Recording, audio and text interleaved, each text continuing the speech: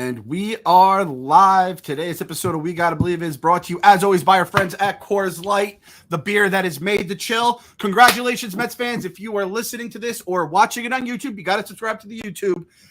You survived your first Mets weekend of the 2022 season, and it hasn't even started yet. And that's why you need to get your Coors Light to chill out, because it's going to be a very long season. It's been a very long life for all of us. I don't know if I survived. I think we might be dead, and this is the afterlife, and this is hell. Maybe we've all like this is like Lost or The Good Place, or whatever. One of these things where we've all been dead since like 18 months ago, and these DeGrom injuries are just our punishment for eternity. That might be it. We might be like, it's what is like, is it purgatory where it's like you're not technically in hell? It's purgatory because it's hell because of Jacob DeGrom's injury, but you couldn't have ice cold Coors Light in hell, so there's got to be some sort of like happiness heaven going on. So that's the balance. It's like you get to drink the ice blue cold mountains, but also Jacob DeGrom continues to get injured. Where are you? I don't know. It's a philosophical question, Clem. I don't know. It's a Chinese riddle for you, Rhonda. So if you are in baseball hell, baseball purgatory, wherever it may be, if you got to cool off, chill out, or just, life is overwhelming a little bit, get Coors Light, cold lagered, cold filtered, and cold package. Literally made to chill. When I need to take a second for myself, I reach for the beer that's made to chill, and I pull out the can with the bluest mountains on the earth. Get Coors Light delivered straight to your door with Drizzly or Instacart by going to CoorsLight.com/believe. God knows we need it right now. And celebrate responsibly. Coors Brewing Company, Golden, Colorado. And Kev, we had our little emergency pod for anyone that I heard it was like a Mets Fans Anonymous. Like, I heard it was a beautiful thing. I got to catch a little bit of it, but I was busy myself. That's why I couldn't even be on it in the first place. But I heard it was doom and gloom, obviously, to start, but that you guys, by the end of it, everyone kind of was lifted up and did what Mets Fans Anonymous was like originally built to do. We hit every stage of grief. We hit all 5 stages, and then we hit acceptance. Like, all right, well, the season's going to start, and Max might pitch tomorrow. And then Max got scratched, and then we had a trade proposal that sent fucking Mets Twitter into absolute panic city again. But for anyone that hasn't heard the podcast, we had callers on. It was awesome. Check it out. We couldn't upload it onto the podcast feed, but it is on the YouTube. So check out the YouTube if you want to watch that. Listen, you have to watch this podcast on the YouTube anyway, because the facial reactions and the pain in our eyes and stuff, like it's one of the when you're talking Mets baseball, you have to be able to see the person, and that's what we provide on the YouTube. Now, I mean, I know the Dom. We'll talk about the Dom Smith trade. I know Kyle was probably ready to throw his fucking computer out. I know. Okay, first of all, let me just say this. A bridge has been procured. Most important. Thank God. A bridge has been procured. It's been sent to my house. I have it. I meant to bring it in today. I forgot. It is a garden bridge. It cost me $37. It's about 3 feet high. I'm actually worried about like the stability of it and my feet getting caught on the chains after I jump off of it, considering I'll probably have rubber legs because I will have just come. Look, Kevin, if you don't want to jump off it, I'll push you off it if that's what has to be done. I mean, no, listen, something has to be done here. I'm just going to say this, though. We blamed Ray Ramirez. Everything kept happening. We blamed Jeff Wilpons. Bad things keep happening. I'm going to do this to get it off my back, but I just want people to be prepared when bad things continue to happen. It's not going to be me, my cum, or a bridge, because at this point, here's where I'm at. We are forever cursed. It's just we're gonna find out if good old fashioned U.S. American dollars can defeat a curse. Because I think Cohen was like, all right, let's go buy me a championship, and now he's even gonna learn that this team is cursed. And $300 million is not going to do it. So it's probably going to have to be $400 million. How much money do you need to defeat the dark arts, the black magic of the world? Because that's just clearly what's happening here. For Jacob to be as good as he is, as hardworking as he is, as, when you hear about Fernando Tatis breaking his hand on a motorcycle accident, that's part of like being a superstar, is being responsible and smart and good with your body. And so when a guy like DeGrom, who does all that, still ends up on the shelf time after time after time, it has to be nothing more than pure, good old fashioned the Maloik. I mean, we got a Maloik on us, and I wish so bad, and I don't see why he can't do it. Like his last quote, like, I'm really frustrated with this latest injury. I want a real deGrom reaction. I want to hear when he gets the results back and they tell him that it's some bizarre bone condition. I want to hear Jacob deGrom just go, fuck, motherfucking cocksuck. I want him to go nuts because I want to feel that he feels it too. And I'm very happy. I'm going to get all my takes out here because I do have to run. I'm going out to Staten Island to see Chrissy D. But I can't believe I had the thought, but like, when do you just give up on, and trade deadlines and opting out and third and eight? I don't know. It's just at what point, how many more injuries do we need before this just becomes how it is with Jacob deGrom? This is just what it's going to be. Oh, I thought you were talking about the big C. The big C word. That's where I thought he was going to. Like canceling as a fan. No. I'm talking. Well, I am kind of. This is the biggest of C's. This is the big C word. Oh, let's get one thing straight. If Jacob deGrom is out till after the All-Star break, we can go ahead and cancel. I'm talking about a big picture Jacob deGrom cancel in the sense of like, he's snake bitten. He's injury. Like we have to be realistic at some point, don't we? Mm-hmm. And if you have this guy and he said he's going to opt, there's probably still going to be people like, there's usually a point in every superstar's career where you have to make the hard decision, and people don't ever make the hard decision. They make the kind of hard decision, but do you sometimes make like the hardest decision and think about a guy who's into his 30s, who now is like, hasn't pitched for 2 years and isn't going to pitch for another 6 months. And like, as good as he is when he's on the mound, the best ability is availability. Like, when do you hit that point? I don't know. I know. I listen. Because like we're getting there, we don't want to say it. But as like if you're just being, I love the dude, and we're not that far removed from his greatness. We know his greatness is possible anytime he does take the mound. We are not far removed from his greatness. We had the 15 starts last year, like a 1 ERA. Just to say we're going to get 15 starts this year after the All-Star break of 1 ERA.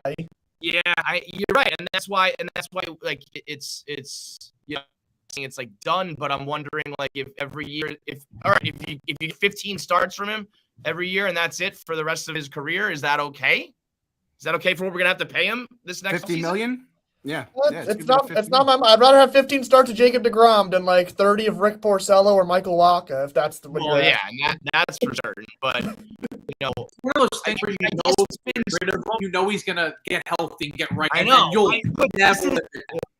And this is why this is the double-edged sword of the Mets, where it's like, you know how this story ends if we keep him. He's injury-ridden for the rest of his career. And you know how the story ends if we trade him. He bounces back, he's fine, and we're fucked. And that's just how it's going to go. So there's really no way out because we are stuck in baseball hell/purgatory. It's not hell because we've got the greatest owner that anyone in the world could ask for, who's going to do whatever it takes or like whatever humanly possible. But it's baseball purgatory in the sense that, like, what do you do if you have the best pitcher on the planet, but he just can't get out there because of the most bizarre fucking set of circumstances?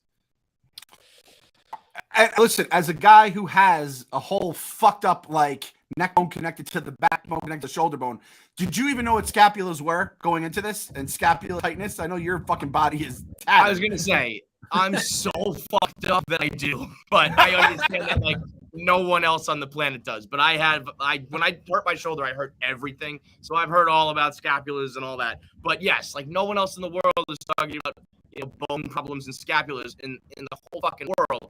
On the one hand, that makes me feel like good that it's not like, labrum, a Tommy John or something we know of. On the other hand, it's like, well, if we're just going to find a new thing to be injured, like, oh, good, it's not the elbow this time, but now we're onto the shoulder. And if it's the shoulder, it's going to be the forearm. If it's the forearm, it's going to be the wrists. And I just wonder, like, he's still going to cost this is the worst. I hate to bring everyone down from the Mets Fans Anonymous, but in my mind, this is the worst timeline possible. It's the perfect storm because of what Meek said. We're barely removed from 15 starts of 1 ERA. But what is that going to cost you? And is it worth, if it's already bad in your early 30s, how much worse is it going to get in your mid and late 30s? The job has been, we got him on the cheap. So even when he was out, it was like, you know, I mean, it was more heartbreaking, less frustrating. When we have to give him 250 over fucking 5 and he's not on the mound, that's going to be a killer. I mean, we can talk all we want about Cohen having the biggest wallet in the world, but if you're going to put like 40 million into deGrom, which is what he deserves when he's healthy and based on the past, but I don't know. I mean, that's where, and if we had one more season of this, let's say Jacob deGrom was out until the All-Star, let's say he was out to the trade deadline, right? And comes back and then pitches like Jake does, like lights out. And then we had another season of this where you get like Jake for like a month or two. Would you be like, all right, would that be enough for you to be like, we've had 3 straight seasons of him being injured. This is just who he is now. It's not unprecedented. Like Verlander, this happened to, and then Verlander left Detroit, and then he went to the Astros, and he was the old Verlander again for another 2 or 3 years. And it's like, if it was the same injury every single time, then I'd be like, okay, like this isn't going to end well. But it's always something completely fucking different with him, so like they can't pinpoint when it's going to come up. But that's so to me that goes both ways. If it's the same thing every time, I would be like, dude, your elbow is just rotten. Like there's no fixing it. But the alternative is like some guys aren't durable. Some guys aren't like, if this is popping up and that's popping up, and like Clem said, the knee bone, the neck bone, everything's connected, where it's like you are just, you know, when you're compensating for your shoulder, your elbow starts to hurt. When you're compensating your elbow, your forearm, your body. It's going to be a lot worse to do this when it's like a long-term extension at a lot of fucking money. The only thing I can say is maybe like it's just the reality we're going to have to deal with is we're paying the Jacob deGrom tax the rest of our life, which is in addition, we'll be paying the Uncle Stevie, where it's like, we're just going to pay him $50 million. And if he comes back, awesome, great. We're the one team in baseball that will be able to afford that tax because we have the one guy that doesn't give a fuck about paying the extra amount of money he's going to pay. It just sucks that we're going to be using our bullets on a guy who might get you 15 starts. And this is like the Mets, as Mets fans, this is why it drives me crazy. And that's why this weekend sucks so much. It always comes in 2s or 3s in terms of craziness. This one came in like fucking 12s. Like, it just didn't stop. Yeah. And it's like this is the singular player version of Jacob deGrom. It's like when you're not 20 games out of the race in the trade deadline, but you're not 10 games up. The Mets are always right there in that 500, 2 games in back of the wild card, and that's when the Casimir trades happen. That's where like you're chasing something that is not real, and that's what I get scared of with Jacob deGrom. So like Kev said, and then the fucking time is a flat circle. And listen, we have been pro Buck. Buck is our guy. Buck, you have to tell every fucking, not just your manager, your future GM, your future, every single player. I do never want to hear when we get injured player back in July, it's like getting someone back from the trade deadline. That is fucking Wilpon talk. It is the company line from day one. I can't believe he said that. I never want to hear it. I can't believe he said that either. That was a tough look for us. That's why, I know I've said this before. When I retire, I want to go be a sports franchise consultant and tell them what to say and do. Forget about when I retire. I want to do it right now. Run everything you say by these guys right here. If Buck says, yo, well, what about it's kind of like we're getting him at the deadline, and the 4 of us go, no, don't fucking say that. Like, I can't believe that they say it's the same old rhetoric, and it's because it's just tired, like recycled shit that they're just saying because they need to give the media something and they don't want to be too negative, but they don't realize it makes it so much worse. And to hit that button this early when like it came out that it was like, oh, we're just shutting him down for 4 weeks, and he's like, well, the All-Star game, I was like, if you're already that, then that's what it is, and it's like, and that's where I think he really went wrong. I don't know if that was his own feelings or if he just kind of let the cat out of the bag and like let that one slip. But it sounds like what I heard was like 4 weeks, and then they evaluate whether he's like ready to start working out, basically, like getting loose. 2 more weeks before he touches a ball. A couple more weeks of starts if all that goes well. And then you're basically at the All-Star break where they were like, well, let's wait until after that. So, if Buck's already talking that way, it seems like that probably is the truth. And you guys seemed all shocked. Like, you think that if Jay comes back after the All-Star break, that this season is going to be okay? Because I think we're absolutely fucked. So I think we need Jake and Scherzer to be Jake and Scherzer. That was almost like penciled in. I know that's silly, but the way we were all talking about it being like Randy and Schilling, like the Diamondbacks saying that 5 days ago. I know, but if you don't have that, like the Diamondbacks weren't making it to the World Series if they didn't have Randy and Schilling. So if we don't have Randy and Schilling, I don't see how this season goes anywhere anymore. I feel like that needed to be our strength.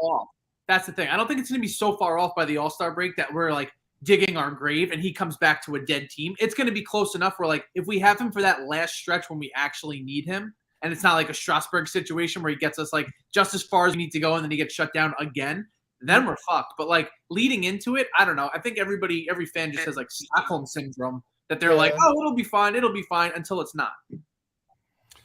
Yeah. So Kev, So what you're telling me is you think that the rest, everything else on the team is going to go right for the next 3 months? Got to. That's what I mean. I agree that I saw White Sox Dave. It's funny that the White Sox are kind of going through a little bit of their own hell at the same time since we seem to forever be connected. But White Sox. Yep, we lost. Love this company. Love the Thank you, Pete. Yeah, the White Sox with Lance Lynn. He was it his knee or his knee tendon. He's gonna miss 4 weeks. So yeah, and I see them. They're freaking out too. And I mean, DeGrom to Lynn is apples to oranges no matter what. Oh yeah, if any team loses their ace though, it sucks. Exactly, and that sucks for them. They are very much like us. That's why the Sons of Ariba was formed. We've always been the little brother in a big market, and just shit happens to us. They have a World Series pretty recently. They can't cry too much about. I mean, not that recently. That was 18 true. years ago. I'm checking my phone as if it has the fucking year on it, but yeah, it's 18 years ago was their last World Series. Yeah, so it's a fair point. I mean, I think Kev's probably cooked. I think the internet's cooked, and then he has to get going, like you said earlier. But, wait, I'm back. I'm back. You're back. Plugged in. I got the hardwire cord here. I know I actually want to apologize to the fans because I've heard enough people be like, the internet sucks, and I don't know what to do. So every time from now on, I'll plug hardwire in. But what I was gonna say, and I'm sure you just reiterated it, but we need everything to go well. If everything goes well, and we tread water, like White Sox Dave was saying about the White Sox. We would be okay. But if Scherzer's going to have a hamstring here and there, and we know that, we're going to have to get through fucking Cano at bats and McCann at bats. And Nimmo has an injured neck. Did you hear about that? Stiff neck. So Nimmo's out. Nimmo. Yeah, Mark Gooden from the Federal said it might be a My Pillow issue, which I thought that was a funny line. It was a very funny line. Well done. In the most preposterous twist of all time, the Federalist, the New York beat reporter for the Federalist, Mark Gooden, won't come on the podcast because he wants to protect his day job. I'm like, your day job is the fucking beat reporter for the Federalist. I could not believe. I thought he was doing a bit with me when I said you want to come on the show. He was like, no, I can't. I was like, oh, LOL. Let's pick a time and day. And he's like, no, I can't. I stunned to say the least. But yeah, so if all these other things go wrong that we have to overcome, I just, I always pride myself on being the realistic Mets fan, not the pessimistic or the optimistic. I call it like I see it, and this one feels very hard for me to swallow because you're dealing with older pitchers and a bunch of question marks, and it's going to be a hard one. But if that happens, Kyle, I agree. That could be okay. It's the only way it'll be okay. And that's why everyone has Stockholm syndrome, because it's what else are you going to do? Yeah. The season hasn't even started and we're completely fucked. Yeah. And everybody's like, the sky is falling. It's there's literally nothing we can do. And we're just watching the boat slowly sink if that's what's going to happen. And that's why, though, the Frank the Tank syndrome, when this guy was always falling for everything. Right. It's that then when something like this happens, it's like, oh, you're just being like Frank. It's like, well, no, this time it's okay to panic because this is a major fucking problem. And I mean, we would need everything else to break perfectly. So, I mean, what else can you do? Because I want to watch this team and I want to have some baseball in my life. Like I'll be there. But I went from 100 to 0 real fucking fast. And all that while having the fucking Braves and Phillies in your division. Yeah. It's like it's an ugly, ugly thing to face right now. To go from Jacob deGrom opening day to Max Scherzer opening day to a bullpen game opening day, that is fucking so goddamn Metsy. It hurts. It like and that's the microcosm, like a macrocosm there. Like opening day in one game feels like what the season could potentially end up being for me, where it's like, oh, okay, well, like thank God we got Scherzer because like we're so blessed that our backup number one is the number one. But then it's like, oh wait, you're gonna have to deal with issues with him too. And it's like, it's just so annoying when they're able to always have something new. Like 1 year we took the field with 8 players. Next year we batted out of order, and now we're gonna have an opening day bullpen game. Like you can't make this shit up. What? That being said, still the greatest opening day franchise of all time. Yes, still the greatest opening day franchise, and that ain't changing. That's what we're believing. It's just so annoying when what the haters were saying comes true. Like 2015 Contact, when it was like the Mets actually couldn't field the ball and Contact murdered us. That was the worst thing ever in my life. Now when, but you need them to take the mound. Like, yeah, they're good, but they're not, Scherzer's getting old and deGrom's injured. I'm like, they'll both be fine. And then fucking immediately they're not fine.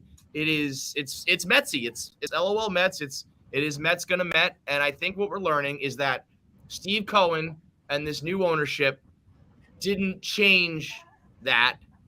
They're going to have to overcome that. It's not like they fixed it. It's not like they exorcised the demons. It's that we're going to have expensive demons of our own to fucking combat that, to fight back. And that's going to be a longer process. I mean, ultimately, I got to go after this, but like,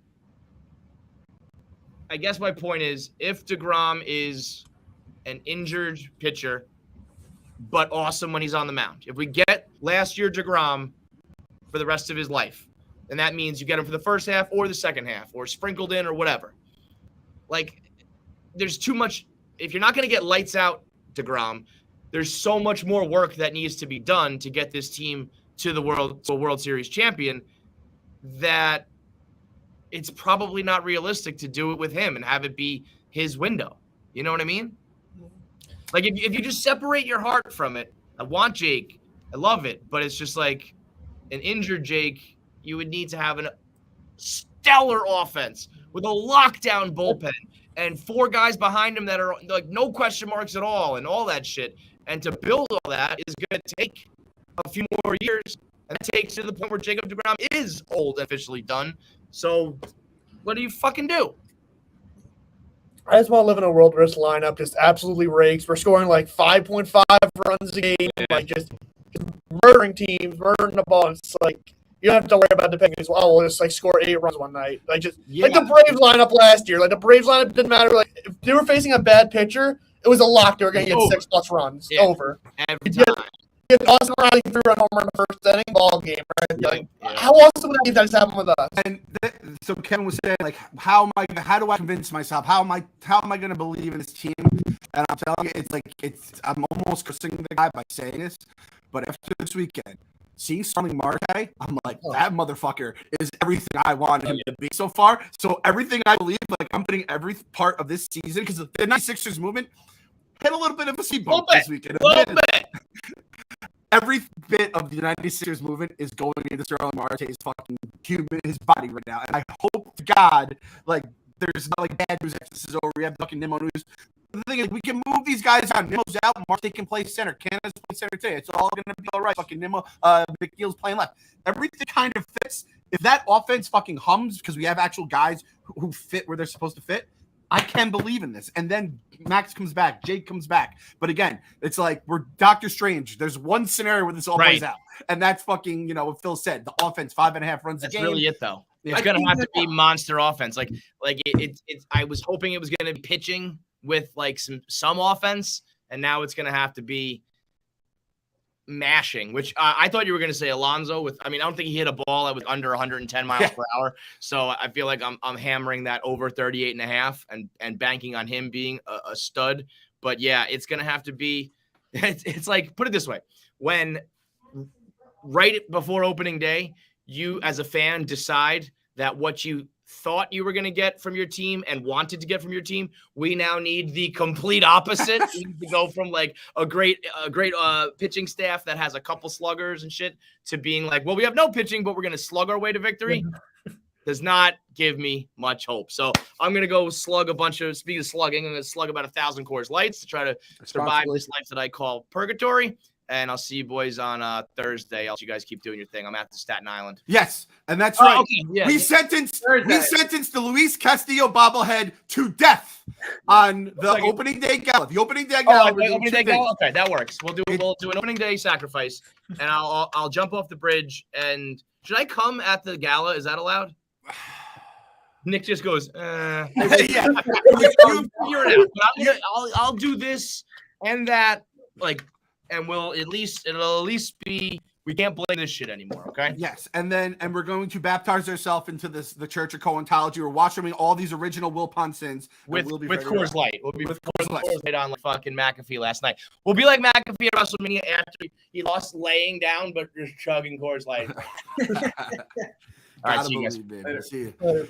All right, so yeah, Kevin's heading to Staten Island right now. So we need to change the juju. That's the bottom line with this entire fucking goddamn team right now. Just like with changing the juju, sometimes you got to change your pants, especially while watching the Mets, and you got to get yourself some nice comfortable bird dogs. They got gym and khaki shorts with built-in silky soft inner liner that never rides up. You wear them to the gym, you wear them to work. Now everything's kind of like a little more casual, and that's why we love our bird dogs. I have a pair at home. I had a pair of the pants as well, I believe. It's like you get that bathing suit kind of vibe. And that's the kind of mindset you need to have. You get your Coors Light in one hand, chilling you out, the Blue Mountains, your bird dogs on, and everything just feels good. So if you go to birddogs.com now and enter promo code BELIEVE, they'll throw in a free Bird Dogs whistle tip football. That's birddogs.com, promo code BELIEVE, and boom, you get your whistle tip football for free. You will not take these things off, I promise. You need to be in a good state of mind while you're watching the Mets. I think that's pretty obvious, and the Bird Dogs is going to get you there, guaranteed. Moving along. So did you guys know about the Nimmo stuff? Did you guys see that with the neck? I saw that this morning, but I tried not to see it. and Nimmo, like the neck thing with Nimmo always just feel like a precursor for very bad shit. And I'm almost happy we're recording this now. So then whatever happens in the next 24 to 48 hours, we'll have for Thursday, and we can deal with it, because there's too much shit to deal with right now. We have too much. Another one. He's another injury prone guy where he's running into the wall, or he's fucking up his thumb, or his neck is bothering him. Oh my! Every other year around, like last year when we lost J.D. Davis and Nimmo on swings in the same game, like just something stupid like that. Exactly. So this was the one thing that kind of stole me on if we had gone after Conforto before obviously everything had come out. If they were able to work out a deal with Boris that would work for both sides, because Nimmo has never been like the clean bill of health kind of guy, and he's like, we're Nimmo believers here last year, and he made us look good whenever he was in the lineup, but when he's just out of the lineup, it just murders your team. I think the way the team has been built, where it is very much you could take one guy out, plug someone else in, and make it work. But so we'll put a pin in Nimmo for fucking right now. Literally a fucking pin in his voodoo doll, which seems to be being done by baseball gods. By the way, Kevin has to come then jump off the bridge. We cannot fuck up the order of this. He cannot. If he doesn't do one of the two, then it just makes things worse. Yeah, exactly. And yeah, coming in the office, I didn't realize he's bringing the bridge to the office. We're gonna workshop all this. That's my promise to you guys. The other thing that obviously broke after the emergency pod, we knew that Scherzer had the hamstring tightness, and they said he might miss the start. And everyone was, all the quote coming out where, they're feeling right about this, not a big deal. Sure as shit, Saturday morning, all beat reporters at like the same time, the tweets, Max Scherzer is not out here for the simulated game. So he's day to day. he is Max Scherzer. He's gonna probably pitch until he literally, like I said, He'll die on the field. he'll die on the field. He will literally die on his shield. He will carry his shield out to the mound because he won't be able to defend himself any other way because he can't walk, crawl, or run. But that's our Max Scherzer. That's why we love him. However, I'm just worried that he's going to throw the way that he lands on the hamstring. Hamstrings are scary as general. Any fan base that had to deal with the early Jose Reyes years knows just how fucking tricky hamstrings can be, let alone having to deal with anything that comes off of, if you're don't want to hurt your hamstring, then you're not throwing your motion is in the right way. So we're just going to be dealing with that. Do you guys think he's pitching game one? Do you guys think we're getting Scherzer opening day as of now, or are you already mentally? I think he'll still pitch game two, to be honest. I think he'll pitch the first series. I don't know about opening day, but yeah. I'm not worried about an extended absence from Scherzer. He's not worried about it either, and this isn't like the day-to-day that we're used to for the Mets. I feel like it's coming from him, where he's like, not for nothing, guys, like, I don't want to ramp it up 2 extra days. Like, give me my rest that I was planning on getting, and then we'll see where we go from there. But he's also a psychopath, so, like, he wants to pitch against the Nationals and shove the Mets up their ass. So it's like he's going to get on mound at some point. It's just a matter of I don't think he'll be an opening day guy, although I know he, like, thrives on being the opening day starter. So at the same time, it's Bassett's ball to take. I wouldn't want to do the bullpen game if we don't have to. Bassett already pitched yesterday, so he's not online to pitch Thursday. Why they would have done that? I don't understand why they would have done that. It was Bassett's game to take, and they were like, "Oh, like we're dropping like flies, but yeah, go through anyway." I was like, you probably wanted like one more tune-up, and who knows? I saw the quote where they said, the 3-4-5 was kind of already etched in stone, and they're not looking to adjust it at all. It would just be very Metsy. This is going to be something we're all laughing about in July when Jake's coming back, throwing his fucking. Yeah, Jake will be back with a 4-game lead on July 25th. And don't say 4-game lead. So that's not right. That's like saying, I'm not even going to say that. After I said a certain number, you're not going to say the X number, X games that. That's however, I'm looking at the forecast in Washington, and I know Kevin said it's early. I'm a dad. That's what I do. I look at weather. We're looking at not only rain, we're looking at thunderstorms, precipitation 90%, Friday, precipitation 50% as well with some rain. So fucking. What you gotta do? You gotta pop a Clem like already playing this day. Yeah, exactly. He'll give me the fucking high pressure, low pressure, what systems, where they're coming from, all that kind of stuff. But it's already like Scherzer, Seabass, and pray for rain, and we have. Rain. Now, did you guys see this? And this is the other side of Scherzer, though. Buck said he gave like most of the team the day off, and he said Scherzer ended up organizing everyone. They went miniature golfing and they watched the Final Four together. That's the kind of shit that if he's not pitching, I still love to see. And you tell me they would have done it last year or whatever, but we'll just say some of the people who were here last year might not have done that, right? So that makes me feel very good about having a guy like Scherzer there. Everyone just, guys being dudes, playing mini golf, and some fucking Final Four hoops. He's the guy where, like, that was the biggest part of him coming. You knew what you were going to get from the pitching standpoint, but he's that clubhouse leader where wherever he goes, he's the alpha. I don't care who else is in that clubhouse. Like, he's not Jonathan Papelbon, like, choking out Bryce Harper type of leader, but he's also the guy where it's like, when that guy's talking, you shut the fuck up and listen. Yep. And every team needs that guy. Like, you cannot, and I'm a firm believer of, like, you don't win down the stretch unless you have somebody that's that guy in the clubhouse. And whether or not he's going to perform in, like, his hamstring and all that kind of stuff, all of that aside, he's going to make sure everybody else is in the right headspace to perform at their top level. Yep, and 162 games, everyone going through, not only just going through the rigors of baseball season, but the physical and the mental rigors of Mets baseball season is obviously a lot worse, as all of us fans know. So having a guy who kind of just keep everyone together on the same page and just enjoying each other's company, hopefully, that's the best. Like, you even see that when you're working at work, you hang out with someone you maybe haven't hung out with that much at work. You're like, oh, this is like I always equate it to if you go to a bachelor party. And you don't know half the people there, right? But then after a few hours together, you're having a couple beers, and then by the time the wedding rolls around, you're like fast friends. And Kyle knows that from his dozen goddamn weddings he went to last year. You celebrate responsibly, have yourself some nice cold Coors Lights, everything ends up being good, and then you make some new friends out of the deal. So that's like the little shit that makes me feel a little better about this, because we heard the clubhouse was a fucking zoo last year. It was not a very good place with a lot of things going on. So knock on wood, everything's going good. One of the guys who I think was a good person in that clubhouse, however, was rumored to be on the move this weekend, and it caused an absolute shitstorm on Mets Twitter. The Reddit was all fucked up. I think we were going crazy on the text message. I can only imagine all the group chats of everyone we were talking to the night before as Jake went down. I can only imagine what they looked like when it was rumored that Dom Smith was going to San Diego for, it was Chris Paddock and Eric Hosmer, and most importantly, Eric Hosmer's shitty deal. That's a day I'll never get back in my life. There was a lot of hours of just refreshing. Again, I cannot hammer this enough. The New York Mets community Twitter page is just such an easy resource where if something comes up, it goes there and you can just see it right away in terms of news. Phil, how did you deal with, because I know you're always into the moves and stuff like that. How are you dealing with Saturday?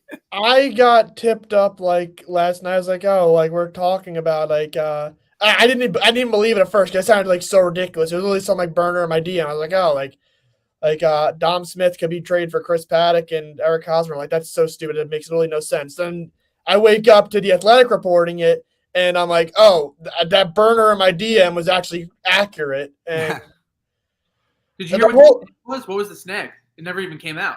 Thank God. Whatever it was, thank God.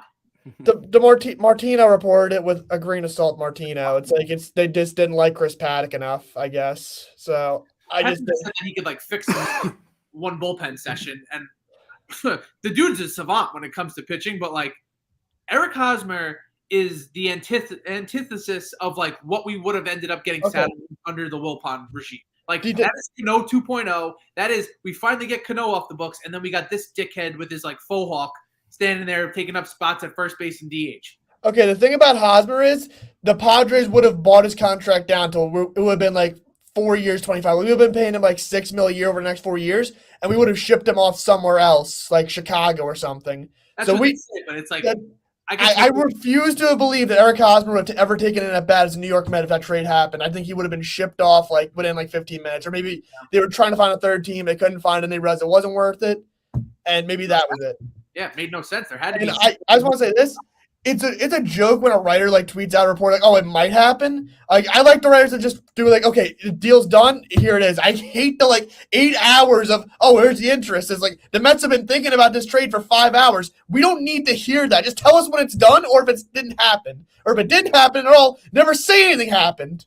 And the problem with Twitter these days is, and with all these different reporters, is it does reach a point where you almost need to say something to get like, you know, to show that you're paying attention, but then it does no good because nothing comes out of it. So yeah, I'm 100% with you, Phil. The fact, and it was like, you like, if you had to take two guys and put them in a trade to the Mets, that like would have been somewhat of a real, and this trade never made sense. And then the third guy was Pagan, who was like a average bullpen arm. So it's not even like we're getting a stud prospect in the deal. That was like the worst part of it all. But you take Eric Hosmer, so you're ripping open the scab or the scar of 2015, right? And that's not a little scar. That is a fucking, it's like blood just gushing out. He would have gotten booed on opening day if he ever took in at bat. Yeah, exactly. Like simple as that. And then Chris Paddock, who, I mean, the Alonso stuff was kind of like, looking back now, it was very tame. We jumped on Pete's back because he was our guy and whatever, but it wasn't like there was like, you know, brawls and all this kind of shit. But it was still kind of like he was an enemy of Mets fans. Chris Paddock is one of those, and I'm sure like people who aren't plugged into the internet, like all of us are, and I imagine most of the listeners aren't just like, fuck Chris Paddock on site. I bet a lot of Mets fans are like, oh, whatever. I read about him in the paper once, right? Like that's all they care about. But those two guys coming here in a trade for a guy like Dom, who I think everyone's pretty much, I don't know if we're all on the Kyle level of thinking the kind of season he's going to have, but to then see Dom, who just feels like a guy who would just, you know, rake in a nice, easy place. Like I almost hope Dom can go to San Diego one day and play. It feels like his kind of temperament, but that was like having those two things happen at once where we're trading a likable guy and we're getting back two guys who we despise. It would have been really tough. And then you're taking on that contract with Hosmer, and then you're potentially blocking yourself. And it's like, is this all happening because Jacob deGrom's scapula is fuck up? And that's where it was. That's where it was like. I like that they're trying. I like that they're on the phones. They're trying to do it. I don't need to hear these deals that aren't happening. Like the 8 hours that I was at Philly bars on fucking like Saturday for the Nova games. And I was like in the bar just checking my phone, like, okay, is this happening? Is this happening? Is this happening? And then I just got blacked out drunk, and I don't even remember anything else. Well, it's also like, and then you get Trolltino. Oh my god! And saying like Dom doesn't want to be in New York. Dom doesn't want to be. And then he deleted the tweet. Yeah, because he's a troll. He has nothing to write about. And then he's like, oh, fuck, I just screwed myself over with the clubhouse. And I hope he gets shut out of the clubhouse because it's like, you can't report that until the trade goes through because now he's stuck on the team and now everybody knows where his mindset is. I fully believe that that's the case because it is. It's like a bottleneck of players. You have Cano, you have JD, you have him. None of them are going to get consistent at-bats unless they're hot. And so, yeah, it sucks for him. But at the same time, he's a great bench piece for us to have. And now you know he doesn't want to be here. So when he gets to a slow start or he doesn't have like the outing that he's looking for, it's like, well, yeah, he doesn't want to be in New York anymore. I don't understand why you would ever troll your own team when you're trying to report. Makes no sense. And now at this point, I'm expecting Dom Smith to be our opening day center fielder for all I know. If that's not New York Mets life as a New York Mets fan, I don't know what is. But in the end, I honestly was like, the trade was almost a good thing because when it was like called, when it was said that they hit a snag, it was almost like everyone was celebrating like we had just won a game. So it was like the best news we got all weekend was the trade that came out of nowhere. I almost forgot for a minute that our super duper star ace is out for at least a month, which let's be honest, at least 2 months. When they picked up Mania from the A's, then I was like, oh, this trade's going through. Like, we're going to go get him? Okay, fine. Then I could at least stomach it a little bit. And then it was dead silent. And I was like, what was the end game here? They're probably still trying to get an arm somewhere, but, like, I don't want to hear about it. Like, just tell me, like, oh, you're trying, and I don't want the constant tweets from Mets beat reporter John Heyman, who tweeted out that he was dead, like he was Woj.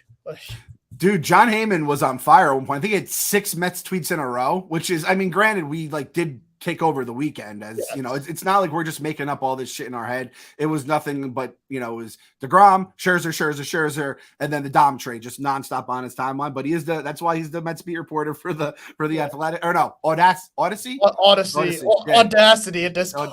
Yeah, the audacity at this point.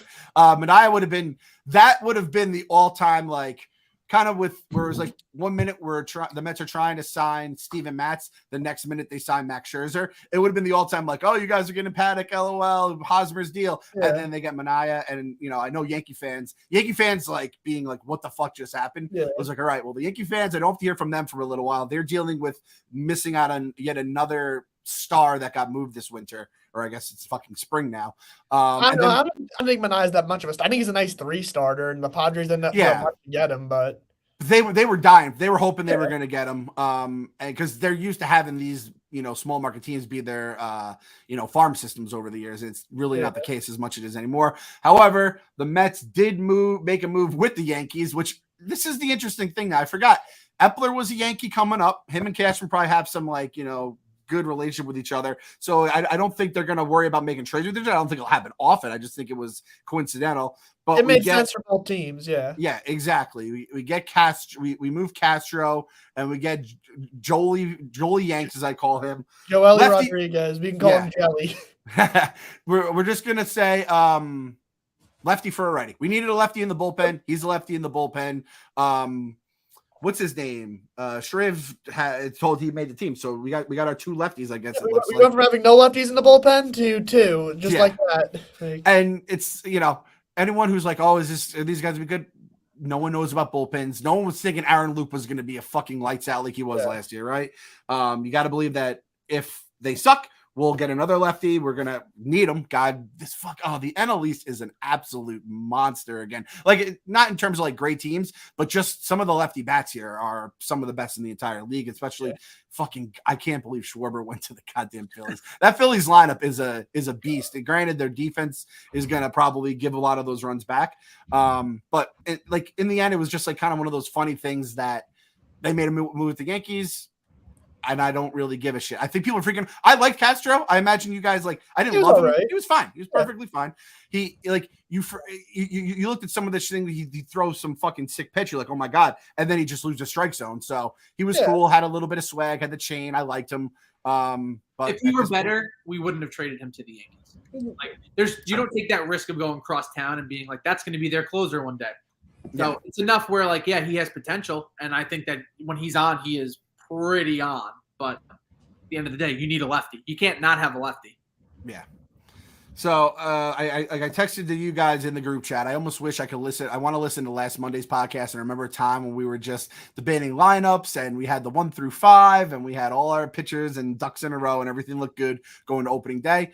Then we went full Mets. However, on Thursday, we have the opening day gala, presented by Coors Light, as always. So we're going to do whatever we have to do to wipe away all the bad juju. Kevin has the bridge. We have the Luis Castillo bobblehead. We're going to baptize ourselves into the Church of Cohentology. We'll be live streaming it here on YouTube, so check it out then. We'll be doing it live. I think as of now, the plan is around noon on Thursday before, obviously, baseball kicks off. We got the Yankees at 1, Mets at 4.